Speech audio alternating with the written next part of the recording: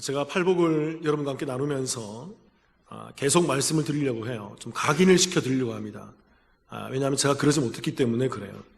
그래서 어떤 내용이냐면 우리가 계속 나누는 이 팔복의 내용, 심령이 가난한 자는요, 겸손한 사람을 말하는 것이 아니라는 것입니다. 또 오늘 나누겠지만 애통하는 자는 눈물이 많은 사람을 말하는 게 아니에요.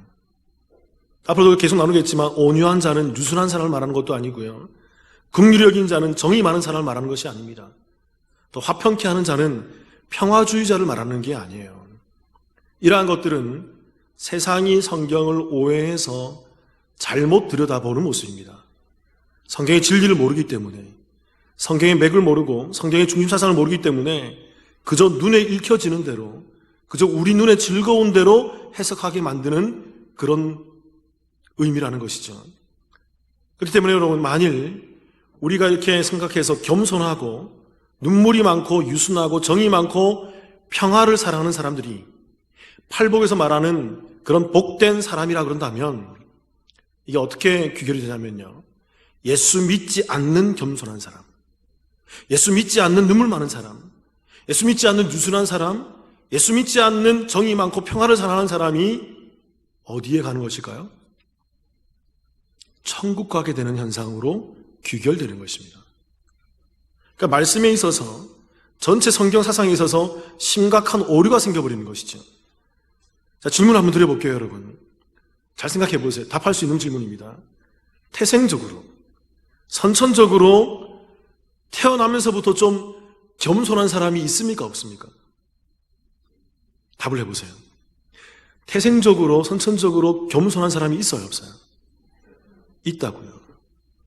태생적으로, 선천적으로 온유한 사람이 있습니까, 없습니까? 있다고요. 또 태생적으로 눈물이 많아, 그런 사람이 있어요, 없어요? 우리 주변에 있다고요.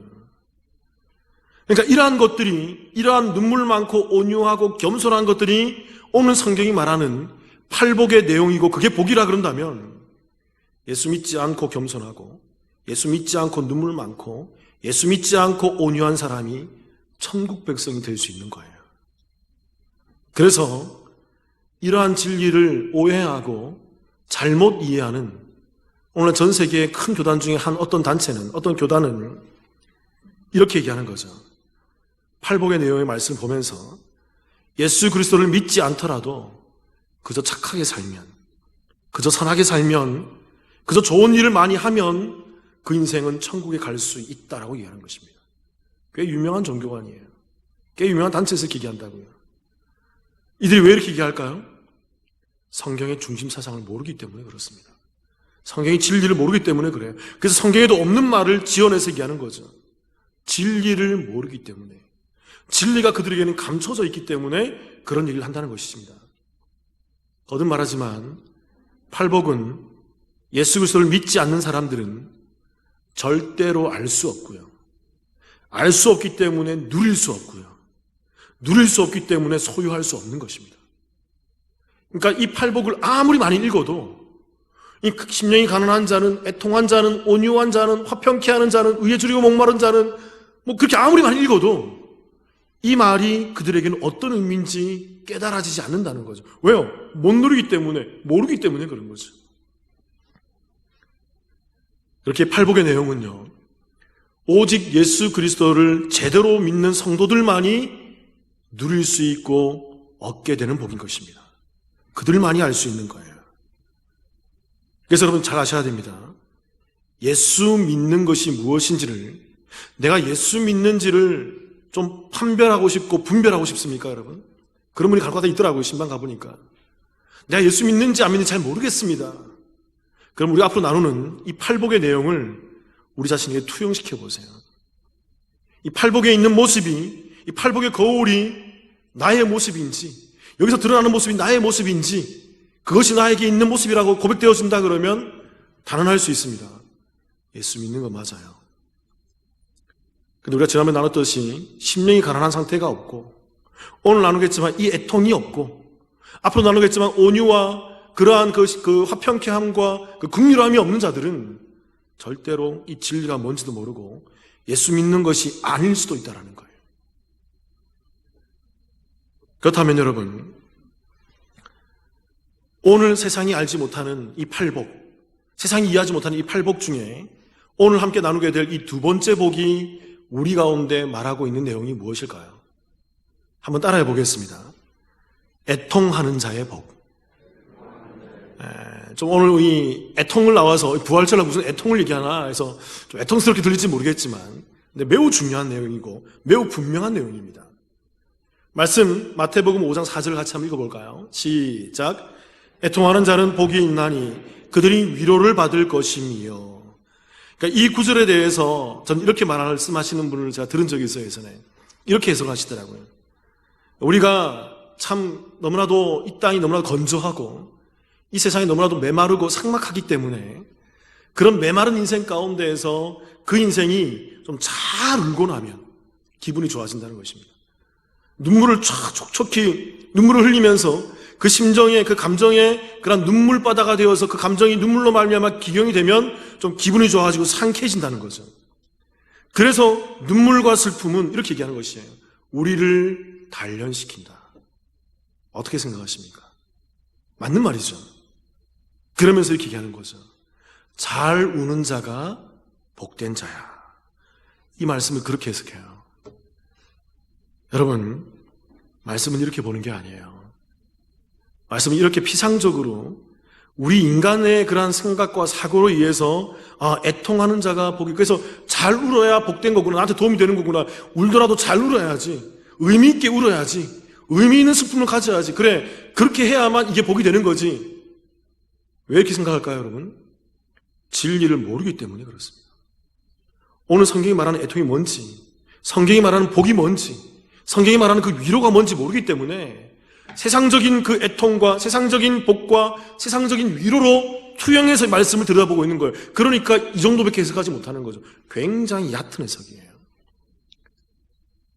먼저 말씀드릴 것은 여러분, 애통이란 말은 헬라어로 펜데오란 말입니다. 펜데오. 이 말은 슬퍼하다, 한탄하다, 애도하다, 울부짖다의 말인데, 이 펜데오라는 말은요, 신약 성경 가운데에서 이 애통, 근심, 슬픔이라는 단어가 총 9가지의 단어가 등장합니다.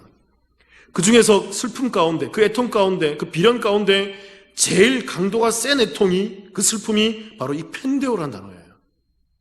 오늘 예수님께서는 그 단어를 가져와서 우리 가운데 사용하고 있는 거죠. 애통하는 자가 복이 있어. 그런데 이 애통은 주로 성경에서 어디에 쓰였냐면요, 가족 중에 누군가가 죽었을 때, 누군가가 그 생명을 잃어버렸을 때 그 주변에 있던 가족들이, 주변에 함께 있던 사람들이 그 죽음을 바라보면서 굉장히 애통해서 정말 천지가 무너지는 듯한, 그 모든 심정이 무너지는 듯한 그러한 감정 가운데에서 애곡하고 있는 모습이 바로 이 펜데오, 애통이라는 단어의 정확한 의미라는 거죠. 근데 여러분, 오늘 말씀에 있어서 가장 중요한 부분은 애통에 있겠지만 이 한 문장 가운데 있습니다. 다시 한 번 더 마태복음 5장 4절 띄워보세요. 이런 말씀이 있어요. 잘 보세요. 애통하는 자가 뭐가 있다고요? 애통하는 자가 복이 있다는 표현이에요. 이거 이해되십니까? 이거는 문장 구조상 맞지 않아요. 일반적으로 맞죠. 그래서 역설이라 불러요. 여러분, 애통한데 복이라는 거죠. 슬픈데 복이라는 것입니다. 그러니까 이 말씀드렸잖아요. 이 슬픔은 가장 큰 슬픔을 얘기한다고요. 누군가 사랑하는 사람이 죽었거나 부모가 죽었거나 자녀가 죽었거나 배우자가 죽었거나 그럴 때 정말 모든 것이 무너졌을 때 그 10년의 깊은 가운데서 터져나오는 눈물, 그 울음이 바로 이 애통이라고 해요. 그런데 이런 애통이 복이라는 것입니다. 이해되세요? 그래서 역설인 거예요. 근데 여러분, 어떻게, 왜, 무엇 때문에 애통한데 복이 될 수 있을까요? 간혹가다 이런 분들이 있어요. 너무나도 외롭기 때문에, 너무나도 외로워서 눈물을 흘리는 분들이 있습니다. 그렇죠? 또 인생에 성공가도 있다가 좌절을 해서 쓴맛을 보기 때문에 모든 것을 다 날려서 눈물을 흘리는 사람도 있습니다. 또 다시 관계 가운데에서 관계가 무너져서 그 관계가 회복되지 않는 것 때문에 눈물을 흘리는 자들이 있어요. 또 좀 전에 얘기했지만 사랑하는 자가 죽어서 그 죽음 때문에 눈물을 흘리는 사람이 있는 거죠. 그러나 여러분, 이러한 울음과 애통은요, 오늘 말씀과는 맞지 않아요. 이런 눈물을 흘린다고 하더라도, 이런 상황 가운데서 운다고 하더라도 우리에게 복이 오지 않습니다. 사랑하는 사람이 죽어서 눈물을 흘리고 있는데 막 울어요. 정말 애통하죠. 그 최고의 애통을 우리가 곡하듯이 부르고 있는 거죠. 그런데 그 속에서 많이 울었고 3일 내도록 울었고 7일 내도록 울어도 우리 가운데 복으로 오지 않아요. 그 울음은 외로움에서 좌절 속에서 그 쓴맛 가운데서 얼마든지 우십시오. 여러분 마음껏 울어보세요. 모든 것이 무너졌잖아요. 근데 그 눈물은 조금은 시원하게 만들어줄 수 있겠지만 우리 가운데 성경이 말하는 그 복이 오지 않는다고요. 그렇다면 여러분 이 울음이 어떤 울음이기 때문에 이 울음이 어떤 애통이기에 우리 가운데 복을 가져다 주는 걸까요? 결론적으로 말씀드릴게요. 여러분 오늘 성경이 말하는 이 복을 가져다 주는 애통은요 딱 하나밖에 없습니다. 기억하세요. 앞으로 이 주제로 몇 주가 나누려고 해요. 그것은 우리를 기억하세요. 회개함으로 이끄는 애통이에요. 우리를 회개하게 만드는 그 애통을 여기서 말하는 그 애통이라는 거죠. 그러니까 이것은 뭐냐면요. 우리가 이 땅을 살아가다가 나의 죄를 발견하게 될 때가 있는 거예요.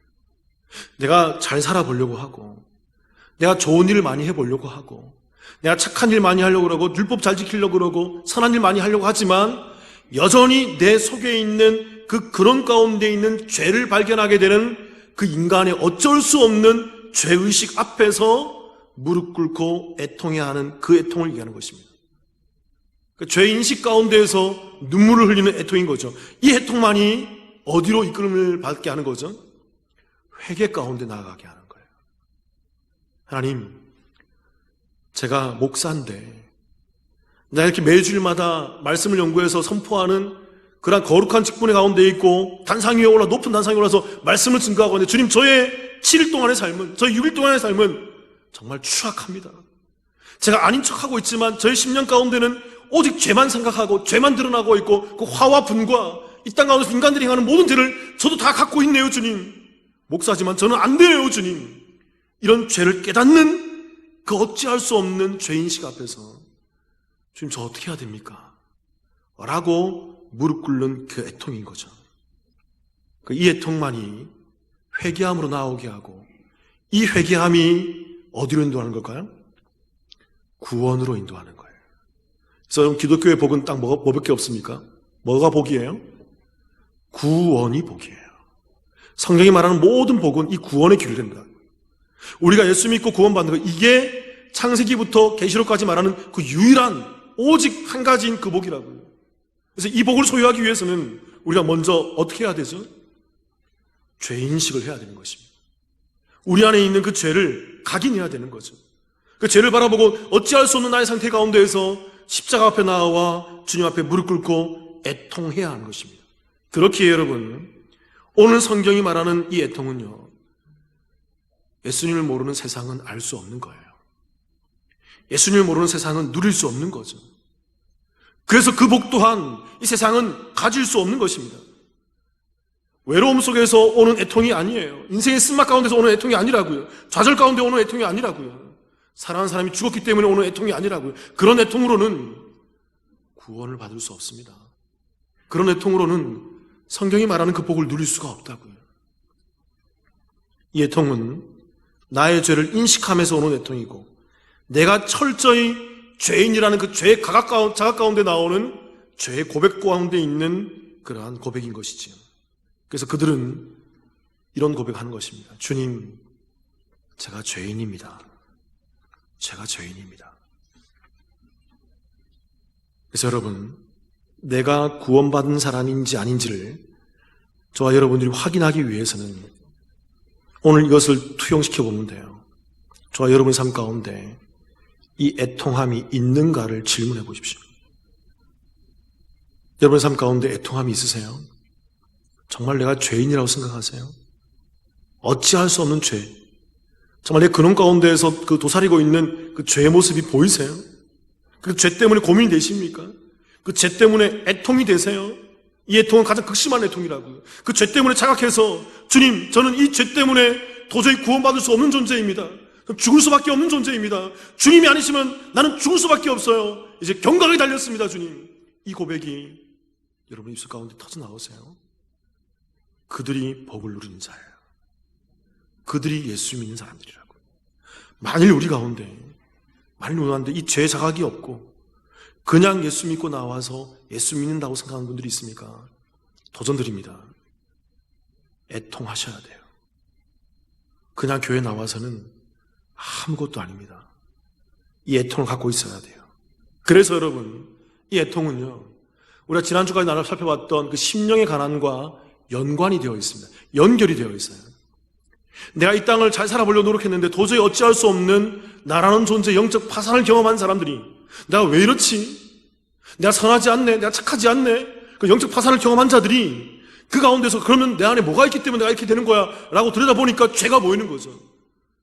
내가 목사지만, 내가 10년 넘게 목회해왔지만 여전히 내가 잘 살고 있고 선한 것처럼 보이지만 내가 여전히 무너지는 나의 목사의 모습을 보는 거죠. 인간의 모습을 보는 거죠. 나 왜 이렇지?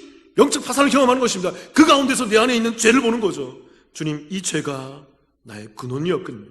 그래서 그 죄를 가지고 나와서 애통해하는 것입니다. 주님, 나는 어떻게 할 수 없습니다. 나는 안 됩니다. 난 도저히 이것을 어떻게 해볼 수가 없습니다. 주님, 내가 이것 때문에 정말 너무나 괴롭고 고민스럽고 내가 이것 때문에 너무나도 내가 주저됩니다. 주님, 어떻게 해야 됩니까? 주님, 그 10년의 고백. 열심히 살려고 했지만, 좋은 일을 많이 해보려고 했지만 여전히 우리는 죄인이고 죄로 인해서 우리는 늘 죄를 탐닉하는 인생이에요. 그래서 이 죄가 우리 가운데 들어와서 결국은 우리를 사망으로 이끄는 것입니다. 그래서 우리는 죄 가운데서 절대 자유로울 수 없는 존재예요. 죄만 생각하고 그 깨닫는 가운데서 오직 그 죄를 바라보고 있는 존재들이 바로 저와 여러분들의 모습이라는 거죠. 그래서 이렇게 고백하는 거죠. 주님, 나도 문제지만 내가 문제이기보다는 내 속에 있는 죄가 가장 큰 문제였군요. 좀 이 죄를 어떻게 해야 됩니까? 제가 매우 존경하는 목사님이 계세요. 저의 멘토이기도 하고 저 인생의 최고의 스승이기도 한 그 목사님이 저희들한테 이런 얘기를 해준 적이 있습니다. 한국 교회에 꽤 알려져 있는 그러한 큰 별로 알려져 있는 고 한경직 목사님. 한경직 목사님께서 은퇴하셔서 그분이 남한산성에서 기거하시면서 여생을 보내고 있었답니다. 그때 한국에서 꽤 알려진 목사님들 몇 분이 함께 모여서 한경직 목사님을 찾아가서 담소를 나눈 적이 있다고 그래요. 이런저런 얘기 하다가 제가 참 존경하는 목사님께서 이런 질문을 한 거죠. 한경직 목사님께. 이분들도 다 은퇴를 앞둔 목사님이셨거든요. 은퇴하신 분도 계셨고. 한 목사님께 질문하는 거죠. 한 목사님, 제가 꼭 궁금한 게 있어서 그러는데 하나만 질문해도 되냐고. 질문해보라고. 뭐냐고.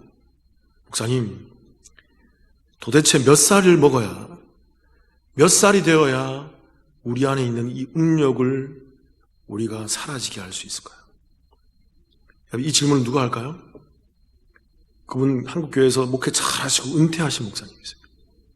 수십 권, 수백 권의 책을 써내신 분입니다. 그분이 이 질문을 한 거예요. 목사님, 도대체 내가 몇 살을 먹어야, 내가 몇 살이 되어야 내 안에 있는 이 음욕을 제어할 수 있고 음욕이 사라질 수 있습니까? 무슨 얘기입니까, 여러분? 평생 목회했는데도 안 되더라는 거예요. 평생 말씀 전했는데 말씀 연구했는데도 안 되더라는 것입니다. 내 안에 있는 이 죄를 내가 어떻게 할 수 없다는 것이죠. 저는 이 질문 자체에서 너무 은혜 받았어요. 왠 줄 아세요, 여러분? 제가 그렇거든요. 내 안에 있는 죄를 어떻게 할 수가 없어요. 그 더 놀라운 것은 한경직 목사님의 답이었습니다. 자, 그 답을 듣고 또 한 번 더 은혜를 받았어요. 한 목사님이 뭐라고 얘기냐면, 여보게, 아무개 목사, 그거 죽을 때까지 안 되네. 죽을 때까지 안 돼. 잘 아셔야 됩니다, 여러분. 우리 안에 있는 이 죄성은요, 절대 사라지지 않습니다. 우리는 죄된 육체를 입고 있기 때문에 이 죄된 육체가 벗어지기 전까지는 우리의 죄를 우리가 어떻게 해결할 수가 없어요. 우리의 죄를 컨트롤할 수 없고 제어할 수가 없다고요. 마태복음 5장 22절, 이 산상수훈 다음에 나오는, 팔복 다음에 나오는 이야기를 한번 봅시다. 예수님께서 이런 얘기를 해요. 5장 22절, 제가 읽어볼게요. 나는 너희에게 이르노니 형제에게 노하는 자마다 심판을 받게 되고 형제를 대하여 나가라는 자는 공회에 잡혀가게 되고 미련한 놈이라는 자는 지옥불에 들어가게 되리라. 무슨 말입니까? 여러분, 형제들 계시죠? 자매들 계시죠? 형제 자매, 또 다른 타인에게도 마찬가지예요. 주변에 있는 사람들에게, 그들에게 노하는 자들, 분을 내는 자들입니다. 또 그들에게 형제에 대해 나가라는 말이 이게 헬라어로 흐락하란 말이에요. 이 말이 어리석은 사람, 머리가 빈 사람, 바보라는 얘기예요. 야, 이 바보 같은 녀석아. 야, 이 어리석은 녀석아. 너무나도 너는 정말 어리석어. 넌 너무나도 이렇게 머리가 비어있니 이렇게? 이 말 한마디라도 안 한 분 계세요? 이 가운데? 저 삼형제 중에 막내로 컸는데요. 제가 어릴 때 기억은 형들과 싸운 기억밖에 없어요. 제 입에 형들한테 욕했던 기억이 너무나 많이 있어요. 그러면 여러분, 저와 여러분들은 어디로 가는 것입니까? 이게 죄잖아요. 예수님께서 얘기하는 거라고요. 그런 말 한마디라도 하고 그 분을 품었던 자들은 절대 그들은 청구할 수 없어. 그들은 심판을 받게 되고 지옥 가게 되는 거예요. 마태복음 5장 28절 같이 읽어볼까요? 시작. 나는 너희에게 이르노니 음욕을 품고 여자를 보는 자마다 마음에 이미 간음하였느니라. 간음이 행위만이 아니고요. 상대방을 보고 생각만 해도 예수께서 뭐라고 얘기한 거죠? 간음했다라고 얘기하는 것입니다. 질문 드려볼게요. 우리 가운데 여기서 자유로운 분이 있으십니까? 저와 여러분 가운데 이것에 대해서 자유로운 분이 있으시나요? 목사님, 저는 예수 믿고 나서 한 번도 생각조차 한 적이 없습니다. 여러분, 생각조차 하지 않으려고 할 때 생각이 나는 게 인간이에요. 죄에서 멀어지려고 할 때 더욱더 죄로 가까이 가는 게 우리의 모습이라고요. 컨트롤이 안 된다고요. 그러면 여러분, 우리는 어떨까요? 우리는 이것 때문에 우리는 심판받고 지옥 가는 인생입니다. 그게 우리의 실존이라고요. 무엇을 말할까요, 여러분? 예수님께서 산상수훈 가운데서 팔복을 얘기하면서 쭉 풀면서 얘기하는 거예요. 이 말은 간단합니다. 어떤 분들이 이렇게 얘기하는 분도 있었어요. 기독교가 매우 높은 도덕성을 요구하는 종교다. 그래서 예수 믿고 참 이렇게 잘 컨트롤할 수 있고 잘 해야 된다. 그분도 죄를 지어요. 그분도 그 생각한다고요, 여러분. 그런 의미가 아닙니다. 오늘 이 얘기는 뭘까요? 죄를 짓지 마라가 아니라 이 땅에 있는 모든 인생들은 다 뭐다? 죄인이라는 얘기예요. 너희가 안 된다는 것입니다. 할 수 없다라는 거예요. 우리 인간은 죄에 빠져있는 인생이라는 거예요. 그래서 마태복음 5장 48절, 그 마태복음 5장의 산상수훈 마지막 절, 5장 마지막 절 이렇게 얘기하는 것입니다. 제가 읽어볼게요. 그러므로 하늘에 계신 너희 아버지의 온전하심 같이 너희도 뭐하라? 온전하라. 하나님께서는, 성부 하나님께서는 온전하신 분이에요. 1.1획도 거짓이 없으시고 죄가 없으시고 완벽한 순백의 순결한 그렇게 깨끗하신 분이죠.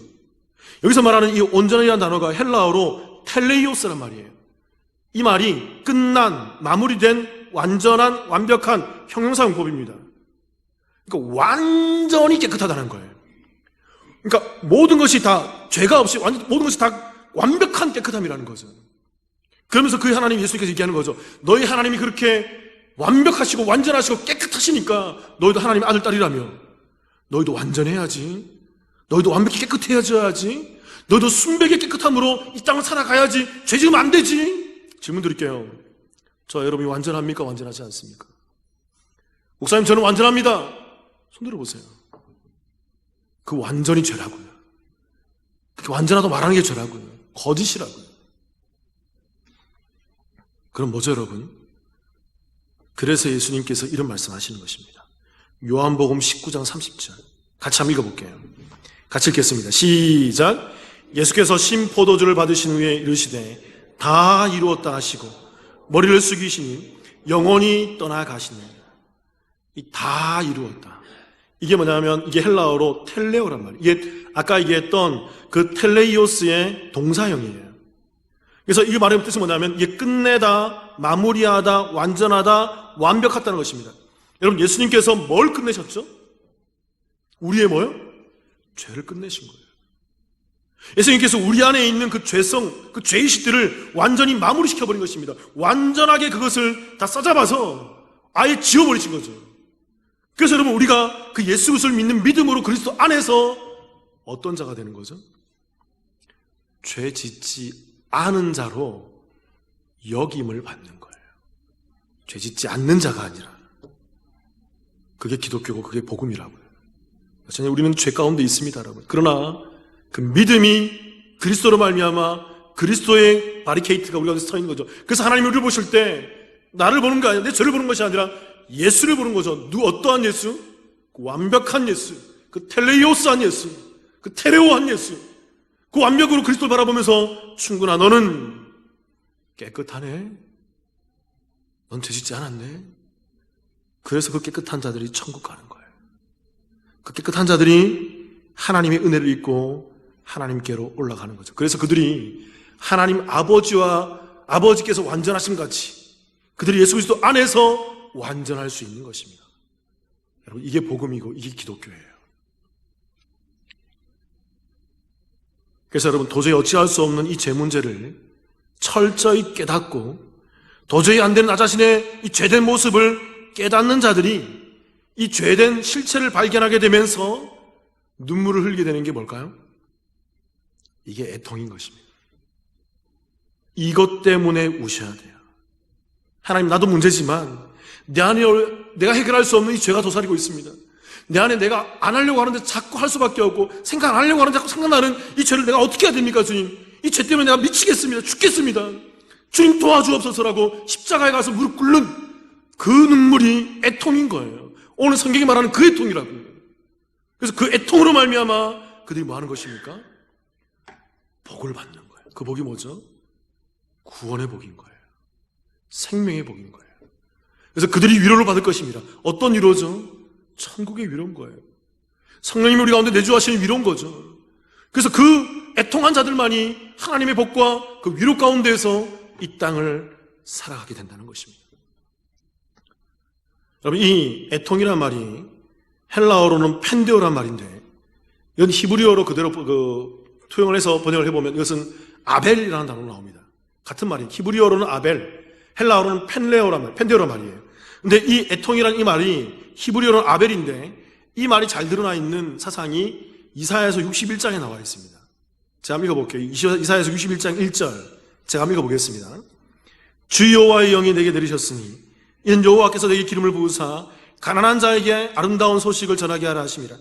나를 보내사 마음이 상한 자를 고치며 포로된 자에게 자유를, 갇힌 자에게 노임을 선포하며. 그러니까 여기서 나오는 이 가난한 자란 말이 나오죠. 이 말이 제가 지난주 나눴던 그 히브리어로 이게 아니라는 말이에요. 아니. 이 말이 뭐냐면 가난한, 비천한, 우리가 심령이 가난하다 할 때 나누었던 그 푸토코스 헬라어에 상응하는 히브리어인 것입니다. 그러니까 이 이사야서 61장의 서두에서 먼저 심령이 가난한 상태를 얘기하고 있는 거예요. 그들이 그 억눌린 가운데에서, 그들이 마음이 상한 가운데에서, 포로된 가운데서 자유를 누리게 될 거야. 갇힘 가운데서 노임을 누리게 될 거야. 그 구원을 노래하고 있는 거죠. 그리고 2절에서 이렇게 얘기하는 것입니다. 같이 한번 읽어볼게요. 2절 시작. 여호와의 은혜의 해와 우리 하나님의 복의 날을 선포하여 모든 슬픈 자를 위로하되. 무슨 말입니까? 여호와의 은혜의 해와 우리 하나님의 보복의 날을 선포하여 그 뒤에 모든 어떤 자를? 슬픈 자. 이 슬픈 자가 히브리어로 아벨이에요. 이게 바로 슬픔, 애통, 헬라어로 펜데오, 애통하는 자가 복이 있다 할 때 그 애통 같은 단어라고요. 그래서 다시 이사야서 61장 2절 띄워주세요. 이런 말입니다. 맨 마지막에 보니까 모든 슬픈 자를 뭐 한다고요? 위로한다. 아까 우리가 읽었던 마태복음 5장 4절과 같은 의미입니다. 애통한 자가 복이 있나니 그들이 위로를 받을 것이며. 구약에서 정확히 얘기한다고요. 그 애통, 그 슬픔이 있는 자들이 위로를 얻게 된다고요. 같은 의미라고요. 그래서 이 슬픈 자가 위로하되 이 애통하는 자는 복이 있나니 그들이 위로를 받는 것이고, 그 영적 가난을 경험하는 자들이 그 애통 가운데 있게 되는 것이고, 그들이 그 애통 속에서 하나님의 위로와 하나님의 생명을 취하게 된다는 것을 우리 가운데 얘기하고 있다는 것입니다. 그리고 3절 제가 읽어볼게요. 이사야서 61장 3절 무릇 시온에서 슬퍼하는 자에게 화관을 주어 그 죄를 대신하며 기쁨의 기름으로 그 슬픔을 대신하며 찬송의 옷으로 그 근심을 대신하시고 그들이 의의 나무 곧 여호와께서 심으신 그 영광을 나타낼 자라 일컬음을 받게 하려 하심이라. 이게 무슨 말이냐면요, 슬픔을 겪는 자들, 그 애통한 자들이 여호와의 산 시온에서 그들이 슬퍼하고 있는 거예요. 무엇 때문에 슬퍼합니까? 자기들의 죄 때문에. 하나님을 거역하고 하나님 배역하고 하나님 하지 말라는 것만 취해서 하고 있는 그 자신들의 죄를 보면서 그들이 슬퍼하고 있는 거죠. 그래서 61장 3절에서 다시 띄워보세요. 그 슬퍼하는 자가 화관을 주면서 그의 뭘요? 죄를 대신하게 한다는 것입니다. 이 죄가 무슨 뜻이냐면 이게 히브리어로 에페르란 말이에요. 이게 먼지 또는 불타고 남은 죄를 말하는 것입니다. 고대 군동에서는요, 이러한 굉장히 최악의 상황에 처해 있거나 굉장히 환경이 어려운 절망 상황 가운데 있을 때 죄를 뒤집어 쓰는 관습이 있었습니다. 그래서 이 말은 무슨 말이냐면 내가 무가치한 존재입니다. 내가 더 이상 어찌할 수 없습니다. 그런 비통한 심정을 표현할 때 죄를 뒤집어 쓰고 그렇게 울고 앉아 있는 거라고요. 그래서 이스라엘 백성들이 이 어찌할 수 없는 죄악 가운데서 죄를 뒤집어 쓰고 앉아 있을 때 그 시온 하나님이 임재하시는 그 앞에서 그들이 울고 앉아 있는 거죠. 그때 하나님께서 그들의 애통 가운데 뭘 주신다는 것입니까? 화관을 주신다는 거예요. 그 애통을 하고 있는 사람들에게만. 이 화관이란 말이 이게 히브리어로 페에르란 말이에요. 페에르. 이게 머리 장식, 장신구, 이게 반짝이다는 말에서 근거되어서 나온 말인 것이죠. 이게 어떤 말이냐면 구약에서 정확히 얘기하는 거죠. 죄 가운데에서 그 죄를 발견하고 하나님 존재 앞에 나와서 주님, 저는 어찌할 수 없는 죄인이군요. 제가 이렇게 죄만 짓고 있군요. 그래서 죄를 뒤집어 쓰고 정말 어찌할 수 없는 무가치함, 그 죽음과 같은 절망스러운 관계를, 그 상태를 고백하며 울고 있는 자들에게 하나님께서 그 애통 가운데 그들을 뭐 하겠다는 거예요? 영화롭게 해주겠다는 것입니다. 그들만을. 이사야서 61장은요, 죄인들에게 임재하시는 메시아를 노래하고 있는 장입니다. 그래서 그 메시아가 와서 그 죄인들을 구원시켜주는 그 이야기를 하고 있는 게 이사야 61장이에요. 그런데 여러분, 그 죄인들은요, 꼭 이 모습이 있으셔야 돼요. 어떤 모습이죠? 애통하는 모습이 있어요. 죄 가운데 애통하면서 나의 죄를 직시하면서 주님, 내가 이 죄 가운데 있습니다. 이 죄가 나에게 죽음을 주고 사망을 주고 있군요. 주님, 어떻게 해야 됩니까? 그러면서 그 십자가에 무릎 꿇고 있는 자들에게 하나님께서 그들에게 화관을 주시고 죄 대신 화관을, 죄 대신 그 반짝이는 영광을 더해 주신다는 거죠. 사랑하는 여러분, 오늘은 어떤 날이죠? 오늘이 어떤 날입니까? 부활주일이죠. 부활절의 의미가 무엇입니까? 되살아났다는 거죠. 그럼 여러분, 되살아난 것에 깔려있는, 베이스하고 있는 의미가 무엇이죠? 죽었다라는 거예요. 누군가가 죽었다는 것입니다. 근데 그 죽음은 무엇 때문에 죽는 죽음이죠? 죄 때문에 죽는 거예요. 여러분, 부활을 충분히 경험하기 위해서는, 부활의 아침을 맞기 위해서는 우리가 어떤 인생임을 깨달아야 되는 거죠? 죄밖에 모르는 인생임을 깨달아야 되는 거죠. 주님, 내 안에 죄밖에 없습니다. 내가 죄만 생각하고 있습니다. 내 안에 죄가 도사리고 있습니다. 그래서 내가 형제도 용서하지 못하고 자매도 용서하지 못하고 내 주변에 있는 사람들을 향해서 분노하며 음욕하며 내가 온갖 죄로 말미암아 점철되어 있는 겉만 번지르르한 죄인의 모습을 하고 있습니다. 주님, 나를 용서해 주옵소서. 이 고백이 있는 자들을 위해 하나님의 영광의 손길이 임해서 그들에게 화관을 주시는 거예요. 그들에게 복을 주시는 거예요. 그들이 그 하나님의 은혜 가운데에서 부활의 영광의 아침을 맞이하게 되는 것이죠. 사랑하는 성도 여러분, 십자가 앞에서 애통하는 저와 여러분이 되시기를 주님의 이름으로 축원합니다. 여러분, 애통하십시오. 애통해야만 합니다. 그 죄 가운데에서 저와 여러분이 그 애통으로 무릎 꿇으셔야 돼요. 이들만이 그리스도인들이고, 이들만이 성도이고, 이들만이 진짜 십자가와 부활의 참 의미를 경험할 수가 있는 거죠. 그래서 주님께서 부활하신 것이 진짜 기쁜 거죠. 부활절, 교회 가면 계란 주고, 교회 가면 빵 주고, 교회 가면 선물 주고, 부활절 괜찮지, 이런 의미가 아닙니다. 나 때문에 부활하셨단 말이에요. 내 죄 때문에 죽으시고, 내가 죽어야 되는데, 이 죄는 나의 죄인데 주님이 대신 죽으시고, 하나님이 죽으시고, 창조주가 죽으시고 나를 살려내셨단 말이야. 나는 피조물인데 어떻게 이런 큰 내가 있어? 내 죄. 그래서 주님 앞에 나와서 그 부활에 감격하며 이 가운데 엎드려 있는 거죠. 그 애통과 희열과 감사로. 자, 여러분이 날마다 그 부활의 감격을 누리시기를, 날마다 그 부활 가운데에서 주님과 함께 이 땅의 복을 누리시기를 주님의 이름으로 축원합니다. 함께 기도하시겠습니다.